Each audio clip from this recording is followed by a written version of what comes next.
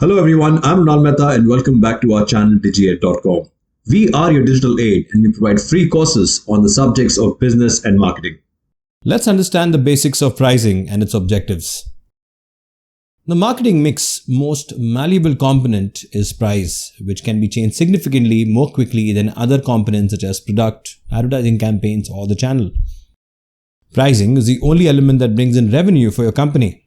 Pricing is one of the first things buyers consider, as well as the profit margins on items. The price of a product determines its acceptance by consumers and also influences profitability. Moving on to an example of Nike. Nike sold an NFT sneaker for about $134,000. The market for collectible sneakers has skyrocketed in recent years, and until recently, so had the market for NFTs or non-fungible tokens, which function as digital certificates of ownerships for the work of arts and other items. In April 22, Nike debuted its first line of virtual sneakers called Cryptokicks, which included 20,000 NFTs. One of them was designed by Takashi Murakami and purchased by AliSajwani for about $134,000. This is Nike's first attempt at entering the field, and it is also the first pronounced artifact collaboration. Last December, the company bought the artifact, which was previously known as One AliSajwani. Others too have gotten involved. Adidas debuted an NFT collection called Into the Metaverse in December 2018 that included streetwear such as hoodies and tracksuits, but no sneakers at that time. Moving on to another example of Netflix. Netflix is ultimately developing an ad-supported service. This comes when Netflix revealed a decrease of nearly 2 lakh subscribers in the Jan to March quarter. Ted Sarandos, the co-CEO of Netflix, said during a speech at Cannes Lions Advertising Festival that the ad tier will not be offered to current Netflix users, it will be available to those who want a lower price. According to Hollywood Reporter, Sarandos further said, "We have left a big customer segment off the table, which is people who say, 'Hey Netflix, it's too expensive for me and I don't mind advertising.'"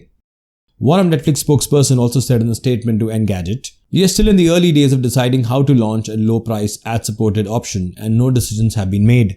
So this is all just speculation at this point." The strategy is discussed because, as per market prediction, Netflix is supposed to lose an additional 20 lakh subscribers, which is roughly 2 million, in the current quarter. Moving on to another example of Lego. Now, Lego is set to increase its prices. Like many companies, Lego has struggled to maintain supply for demand of its offerings due to the COVID-19 pandemic.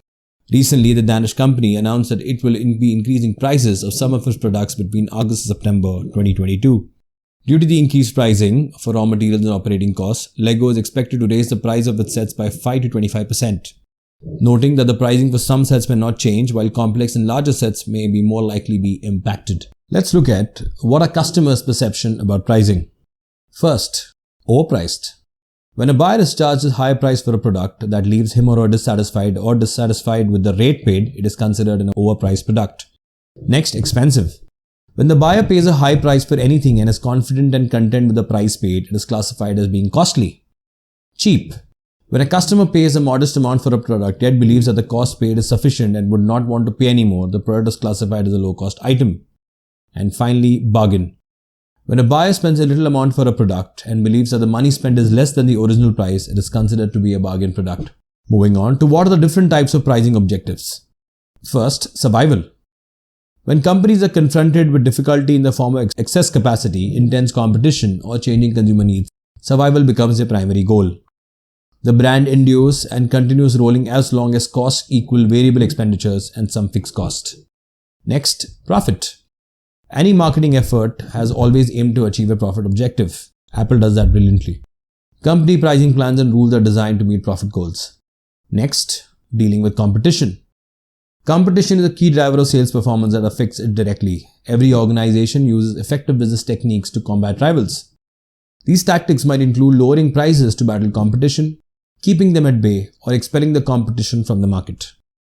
Next, product quality leadership. According to consumer psychology, a high price is associated with a high quality product. In order to establish a favorable impression of its product being superior to other competitors, the business uses this pricing tactic. Next, high market share. Many businesses overlook the fact that a higher sales volume leads to lower unit cost and greater long-term profit. So they set the lowest price believing the market is sensitive to pricing. Moving on to the concept of demand curve and price elasticity of demand, which is important when you set your prices.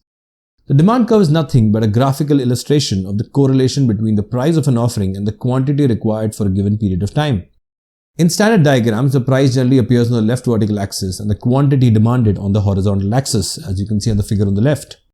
The law of demand conveys the moment of the demand curve in a downward fashion from left to right. As the price of the given product rises, the quantity demanded drops, dash being equal, as you can see in the figure. Every price leads to a diverse level of demand and has a disparate influence on the firm's marketing goals. The demand curve ordinarily talks about the inverse relationship between the price and demand, where the higher price results in lower demand of the commodity.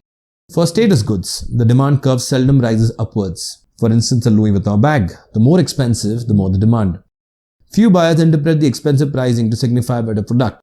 Nonetheless, if the price is too steep, the demand may drop. So that's it, folks. This brings an end to the topic on the basics of pricing and the objectives. These are the list of sources and links referred to for our content in the video. Thank you and stay tuned for more videos.